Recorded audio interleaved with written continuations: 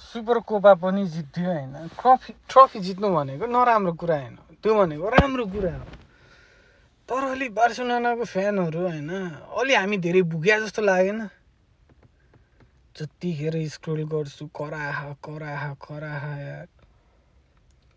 Just imagine गरौँ कि Atletico मद्रिदसँग हाम्रो फाइनल पराएको थियो र हामीले जितेको थियो।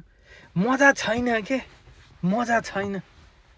एल क्लासिको भएर मजा आएको हो कि त्यो ट्रफीमा हामीलाई मजा छैन कि।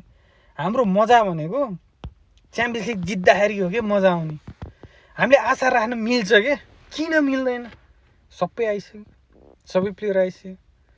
ओ गाबी कहिले आउँछ रे भन्दाखेरि अर्को वर्ष आउँछ यार, इन्जर्ड भए भन्दा यही वर्ष हो आउने। अब आउँछ गाबी पनि।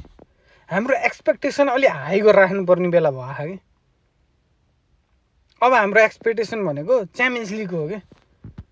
राम्रो खेल होस्, राम्रो ट्याक्टिक्स खेल होस्, हुन्छ नि, प्लेयरको केमिस्ट्री बढाओस्, त्यो हो कि। कति यो सुपर कपको ट्रफीसँग अल्झेको यार। अब मुभ अन हुनु पर्यो।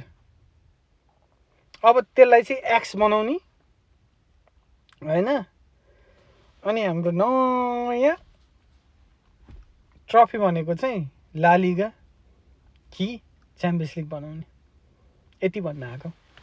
त्यो धेरै नकरा है। अब यो दिमाग खराब भइछ मेरो।